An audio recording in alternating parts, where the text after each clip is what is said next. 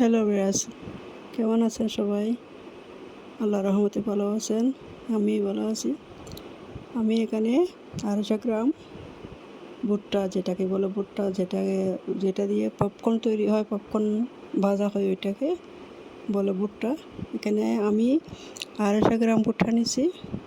এগুলো দিয়ে আজকে আমি পপকর্ন ভাজি করব। তো আপনাদের সামনে উপস্থাপন করার জন্য আমি আমি এখানে একটা চুলাতে কড়াই দিলাম। একদম চুলার জালটা আপনাদের সামনে দেখাচ্ছি, একদম অল্প করে দিতে হবে। আমিও অল্প করে দিছি, বেশি বেশি দিলে পুড়ে যাবে, এই জন্য একদম অল্প করে দিতে হবে। তারপরে একটু সাদা তেল দিলাম, সামান্য করে সাদা তেল দিলাম। সামান্য করে সাদা তেল দিতে হবে, বেশি না, অল্প করে, একদম কম, সামান্য করে সাদা তেল দিলাম। তারপরে পরিমাণ মতো লবণ দিতে হবে, পরিমাণ মতো লবণ দিলাম। দেখেন আমি দিলাম পরিমাণ মতো লবণ দিলাম। এবার নাড়তে হবে,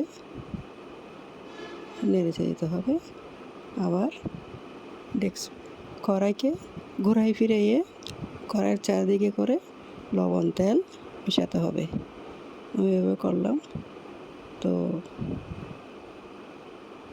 এবার দেখেন ভুট্টা এবার অল্প করে ভুট্টা দিব, বেশি না, অল্প করে দিব। যে বেশি দিলে ফুটবে না, এর জন্য অল্প করে দিলাম। একটু চারদিকে খোলা ফ্রি করে দিলাম,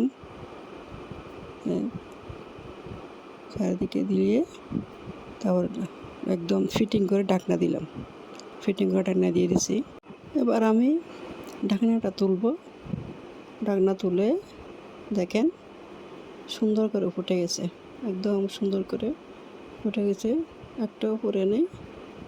ঢাকনাটা তুলে আপনাদেরকেও দেখাচ্ছি, আপনারা দেখেন সুন্দর করে সব ভুট্টা ফুটে গেছে, খুব সুন্দর করে রাখছি আমি। আপনারা এইভাবে, আপনারা আমার চাইতে অনেক বেশি জানেন, এরপরও আপনাদেরকে দেখাচ্ছে আর কি। এখানে 250 গ্রাম ভুট্টার পপকর্ন, সবাই পপকর্ন বলে এটাকে, আমরা সবাই পপকর্ন বলি, আপনারাও বলেন। তো এখানে 250 গ্রাম ভুট্টা দিয়ে পপকর্ন ভাজি করছি, আপনাদের সামনে দেখাচ্ছি কেমন হয়েছে। আপনারা বলবেন, আপনারা আমার সাথে আপনাদের আমার সাথে আরও সুন্দর হবে। আমি এখানে প্লাস্টিক কন্টেনারে পলিথিনের ভিতর রেখে কন্টেনারে রেখে দিব। তো আপনারা যেখানে যান, ঘুরতে যান, পিকনিকে যান, যেভাবে যান, যেখানে যান, এভাবে ঘরে পপকর্ন তৈরি করে আপনার সাথে নিয়ে যেতে পারেন। তো সবাই ভালো থাকবেন। আল্লাহ আপনারা সবাইকে আল্লাহ ভালো রাখুক, সুস্থ রাখুক।